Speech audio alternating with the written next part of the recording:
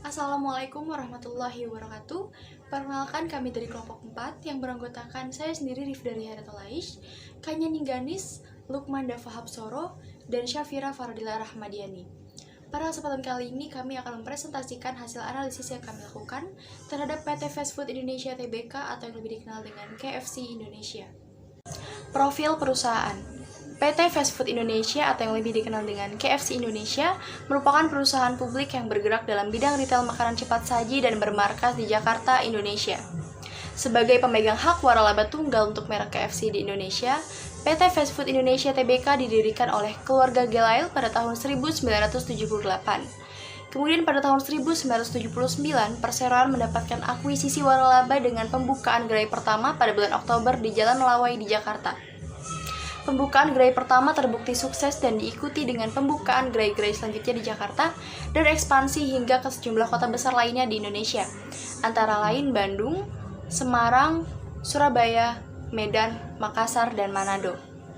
Sukses membangun merek ini menanamkan KFC dalam benak konsumennya sebagai merek waralaba cepat saji yang terkenal dan dominan di Indonesia. Visi dan misi perusahaan. Visi: selalu menjadi merek restoran cepat saji nomor 1 di Indonesia dan mempertahankan kepemimpinan pasar dengan menjadi restoran yang termodern dan terfavorit dalam segi produk, harga, pelayanan, dan fasilitas. Misi: semakin memperkuat citra merek KFC dengan strategi-strategi dan ide-ide inovatif, terus meningkatkan suasana bersantap yang tiada bandingannya, dan konsisten dalam memberikan produk, pelayanan, serta fasilitas restoran yang selalu berkualitas mengikuti kebutuhan dan selera konsumen yang terus berubah-ubah. Tujuan perusahaan. Tujuan jangka pendek, KFC ingin selalu memberikan suasana menyenangkan dengan tempat duduk nyaman, dengan terus melakukan peremajaan restoran dan menyajikan produk dengan kualitas yang tinggi. Tujuan jangka panjang, memperkokoh citra brand KFC dengan strategi-strategi dan ide-ide inovatif, meningkatkan suasana bersantai yang tak terlupakan dan terus memberikan produk, layanan, serta fasilitas restoran yang berkualitas. Menerapkan teknologi yang terkomputerisasi setara dengan perkembangan zaman. Kemudian yang terakhir, outlet mampu menjangkau ke seluruh dunia. Untuk slide berikutnya akan dijelaskan oleh teman saya, Kanya Ningganis. Baik, terima kasih untuk Aishi. Selanjutnya saya akan menjelaskan mengenai struktur organisasi yang ada di PT Fast Food Indonesia. Yang paling teratas di sini ada shareholders dan di bawahnya langsung terdapat board of commissioners. Di bawah di bagian kanan itu ada audit committee. Di bawah audit committee itu ada board of directors. Di bawah board of director langsung itu ada chief operating officer, dan di bawah chief operating officer itu ada dua divisi ya, yang setara, yaitu quality assurance dan juga internal audit. Di bawah quality assurance dan juga internal audit itu terdapat 5 departemen, yaitu general manager marketing, ada general manager HR dan GA, lalu ada general manager operation, ada general manager business development, dan yang terakhir ada general manager finance and administration. Di tiap departemen ini mempunyai departemen managers masing-masing di bawahnya. Selanjutnya saya akan menjelaskan mengenai deskripsi pekerjaan. Untuk general marketing itu mempunyai fungsi utama untuk mengkoordinir seluruh kegiatan para manajer untuk mencapai tujuan perusahaan. Tugasnya itu menyerahkan beberapa wewenang dan tanggung jawab kepada bawahannya serta mengatur prosedur dan tata tertib pekerjaan yang ada di bawahnya. Selanjutnya untuk General Manager Marketing mempunyai tugas untuk melakukan promosi secara regional maupun nasional melalui berbagai media dan menentukan tema promosi yang akan dilakukan, mengadakan perluasan jaringan, serta memperkenalkan produk-produk baru yang disesuaikan dengan cita rasa masyarakat Indonesia. Selanjutnya, deskripsi pekerjaan dari General Manager Human Resources dan juga General Affairs. Tanggung jawab mereka ini adalah untuk mengelola dan mengembangkan sumber daya manusia, itu untuk Human Resources, sedangkan untuk General Affairs itu bertindak sebagai koordinator kehidupan rumah tangga, perusahaan, serta sarana-sarana pendukungnya, merencanakan dan menetapkan kebijaksanaan yang ada di bidang kepegawaian. Lalu untuk General Manager Operation mempunyai tugas untuk merencanakan dan menetapkan target penjualan perusahaan, mengontrol seluruh biaya operasional, merencanakan visi, misi, serta strategi untuk mencapai tujuan perusahaan. Lalu untuk deskripsi pekerjaan General Manager Business Development, yang pertama itu Business Development bertanggung jawab dalam merencanakan bisnis plan perusahaan, merencanakan perkembangan restoran, perkembangan SDM, produk, marketing, mengontrol anggaran setiap departemen, mengawasi dan mengontrol biaya setiap departemen, mengawasi dan mengontrol departemen-departemen yang dibawahinya. Lalu ada General Manager Finance and Administration. Tanggung jawab mereka ini adalah untuk menyusun rencana kerja dan anggaran pendapatan pengeluaran perusahaan, melakukan pencatatan atas transaksi yang terjadi pada perusahaan, menyusun laporan keuangan, konsolidasi dan transaksi yang terjadi di setiap restoran, dan beberapa tugas administrasi lainnya. Untuk selanjutnya akan dibacakan oleh Lukman. Untuk Lukman dipersilahkan. Terima kasih. Terima kasih Kanya. Sekarang pembahasannya masuk ke nilai perusahaan. Nilai perusahaan yang pertama ada budaya perseroan, di mana budaya perseroan ini adalah we are the owners of KFC, di mana pemikiran ini ditanamkan kepada setiap karyawan agar menciptakan rasa memiliki yang bertujuan untuk memberikan performa terbaik dalam menjalankan setiap tugas dan tanggung jawab yang dimiliki oleh setiap karyawan. Kemudian yang kedua ada menjaga hubungan baik dan memberikan kepuasan melebihi yang diharapkan dengan memperhatikan kebersihan restoran, keramah tamahan kepada konsumen, konsistensi dalam menyajikan produk, menyiapkan pesanan, dan kecepatan layanan yang diberikan. Kemudian yang ketiga ada inovasi, di mana inovasi ini tidak semata-mata diartikan sebagai ide, langkah, strategi, ataupun terobosan baru untuk mencapai objektif dari seorang karyawan, melainkan juga meliputi perubahan pola pikir yang dimulai dari diri sendiri agar dapat sukses menghasilkan perubahan. Dilanjut ke implementasi strategi pemasaran, KFC menerapkan strategi harga dengan memberikan berbagai penawaran harga yang menarik kepada konsumen. Di antara strategi ini adalah dengan memberikan paket harga yang sangat menarik dan menguntungkan bagi para konsumen. Kemudian dilanjut ke analisa SWOT. Pertama ada strength atau kekuatan yang dimiliki oleh PT Fast Food Indonesia atau KFC. Yang pertama sebagai pelopor penyedia makanan cepat saji. Kemudian yang kedua memiliki cabang di seluruh Indonesia sehingga daerah pemasarannya cukup luas. Sebagaimana yang kita tahu, KFC atau PT Fast Food Indonesia telah memiliki berbagai macam restoran atau berbagai macam outlet di berbagai penjuru Indonesia. Contohnya saja sudah banyak ada di Jakarta, di Surabaya, dan di Bandung. Kemudian memiliki manajemen produksi yang baik.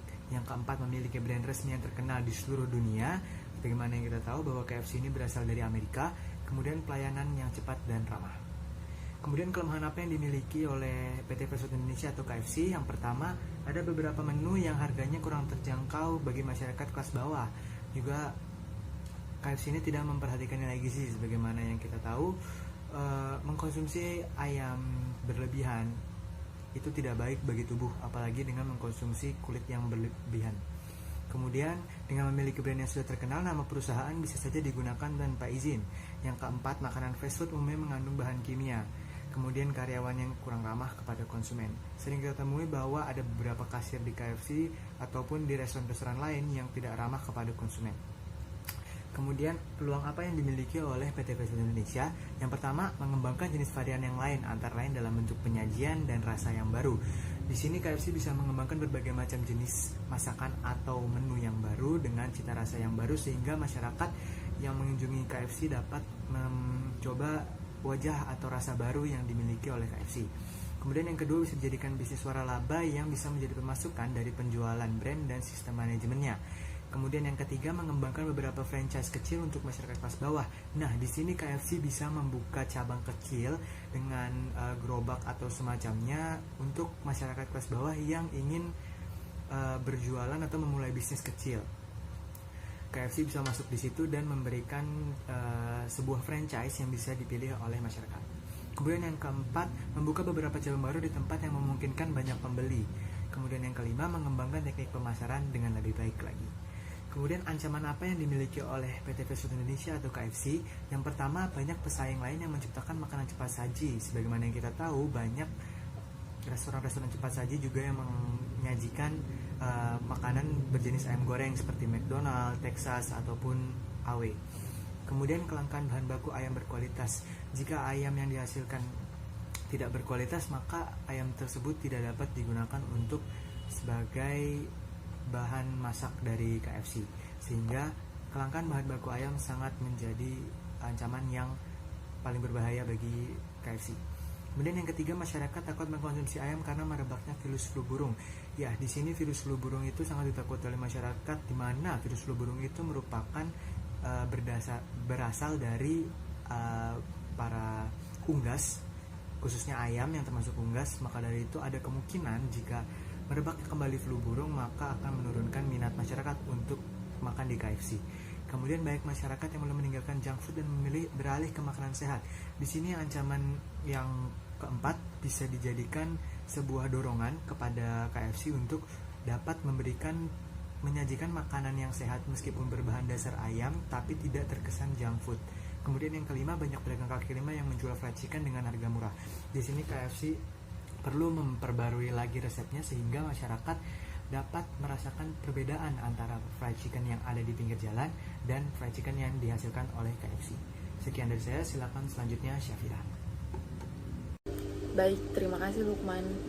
Analisis STP adalah salah satu model yang digunakan untuk mengembangkan strategi yang sesuai pada segmentasi target audiens tertentu. Analisis STP dari KFC, yang pertama yaitu segmentasi.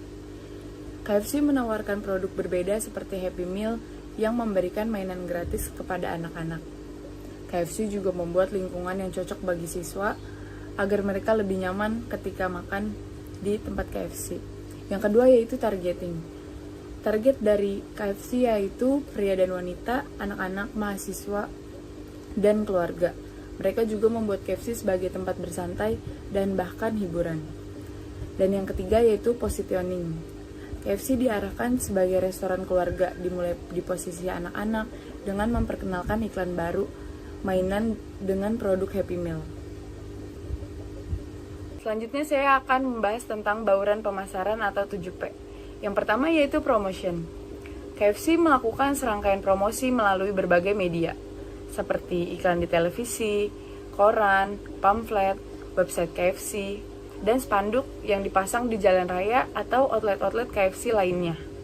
Yang kedua yaitu place. Pemilihan lokasi outlet KFC biasanya selalu strategis dan berada di tempat dengan tingkat mobilitas masyarakat yang tinggi. Contohnya seperti di mall, di sekolah, di kampus, di kantor, di toko swalayan. Yang ketiga yaitu price. Harga yang ditawarkan oleh KFC sangatlah beragam. Mengingat KFC mempunyai berbagai paket menu seperti paket menu goceng, di mana menu di dalam paket goceng tersebut memiliki harga Rp5.000 namun belum termasuk PPN. Yang keempat yaitu produk. Keutamaan produk yang ada pada perusahaan KFC adalah produk penjualan ayam goreng yang ditawarkan dalam berbagai bentuk. Yang kelima yaitu people. Outlet KFC selalu terlihat ramai dengan konsumen mulai dari kalangan pelajar maupun kalangan mahasiswa yang akan mengerjakan tugas sampai ke pekerja kantoran dengan tingkat kesibukan yang sangat tinggi dan membutuhkan makanan siap saji. Yang keenam yaitu physical evidence. KFC memiliki dekorasi yang khas, sehingga KFC sangat mudah dikenali dan diingat oleh konsumen. Dan yang terakhir yaitu proses. Pada outlet KFC, konsumen diharapkan untuk bisa melayani dirinya sendiri atau self-service. Hal ini bisa dilihat mulai dari konsumen memesan makanan dan langsung membayar ke kasir. Membawa makanan mereka hingga membersihkan sisa makanan mereka dengan membuangnya langsung ke tempat sampah yang ada di sekitar tempat KFC.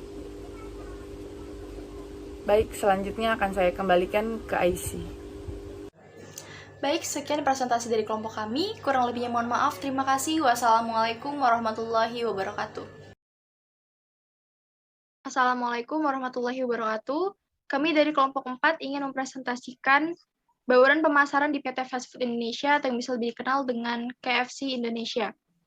Untuk anggota kelompok sendiri, di sini ada Kanya Ningganis, Lukman Dafa Hapsoro, saya sendiri Rif dari Haratul Aish, dan Syafira Faradila Rahmadiani. Next. Untuk bauran pemasaran yang pertama ada advertising. Advertising sendiri adalah sebuah upaya untuk menarik perhatian pelanggan atau klien melalui pesan persuasif dalam bentuk gambar, video, maupun kata-kata mengenai produk atau layanan yang ditawarkan. Pembuatan iklan bertujuan untuk menarik pelanggan baru dengan menetapkan target pasar, serta menjangkau mereka dengan kampanye iklan yang efektif. Dalam hal ini, KFC Indonesia melakukan iklan dalam berbagai bentuk media, seperti media cetak, yakni brosur, pamflet, koran, dan majalah, kemudian media digital internet, media elektronik yang mencakup televisi dan radio, dan juga baliho atau yang bisa dikenal dengan billboard. Selanjutnya. Nah, berikut ini adalah contoh gambar dari advertising. Yang pertama di sini ada baliho, kemudian yang kedua ada brosur digital atau cetak, dan yang ketiga ini adalah tampilan iklan di televisi. Untuk next slide bisa dijelaskan oleh Kanya. Baik, terima kasih Aish. Selanjutnya saya akan menjelaskan mengenai sales promotion. Sales promotion atau yang biasa dikenal dengan promosi penjualan merupakan salah satu strategi marketing yang biasanya dilakukan untuk memperkenalkan produk baru, menghabiskan produk lama, dan juga untuk menaikkan angka penjualan. Salah satu penyebab dilakukannya sales promotion ini adalah karena adanya persaingan ketat di pasaran, terutama jika perusahaan tersebut menjual produk yang serupa dan sedang banyak dijual oleh perusahaan lainnya. Sales promotion yang telah dilakukan oleh KFC Indonesia atau PT Fast Food Indonesia dalam memasarkan produknya yaitu melalui penjualan di kasir, di mana kasir melakukan technical selling atau suggestive selling. Kasir akan menawarkan promo-promo diskon sekaligus produk yang akan didapatkan jika memilih paket tertentu. Misalnya seperti paket Superstar yang akan mendapatkan hadiah berupa satu buah album berupa CD yang langsung didapatkan saat itu juga. Lalu ada paket Chucky Kids Meal yang akan mendapatkan hadiah berupa mainan anak-anak dan masih banyak lagi. Selanjutnya. Ini merupakan contoh gambar dari sales promotion. Di bagian kanan dan kiri itu merupakan paket dari combo Superstar di mana kita akan mendapatkan CD setelah pembelian satu menu paket. Lalu yang di tengah ini merupakan menu Chucky Kids Meal di mana jika kita membeli paket ini kita akan mendapatkan satu buah mainan anak-anak. Selanjutnya akan dibacakan dan dijelaskan oleh Syafira. Terima kasih, Kanya. Public Relation. Public Relation Mix sangat efektif dalam membangun brand awareness dan brand knowledge, baik untuk produk lama maupun baru. Public Relation Mix sangat efektif untuk berinteraksi dengan masyarakat setempat dan menjangkau kelompok atau etnis. Public Relation Mix juga lebih efektif dari segi biaya ketimbang iklan. Dalam pelaksanaannya, KFC melakukan berbagai kegiatan CSR seperti Go to Organic 2010. Program PR School atau renovasi sekolah MI Al-Munawarah.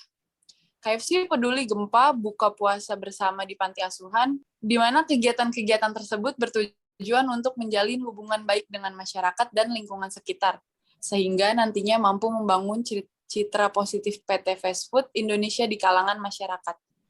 Next.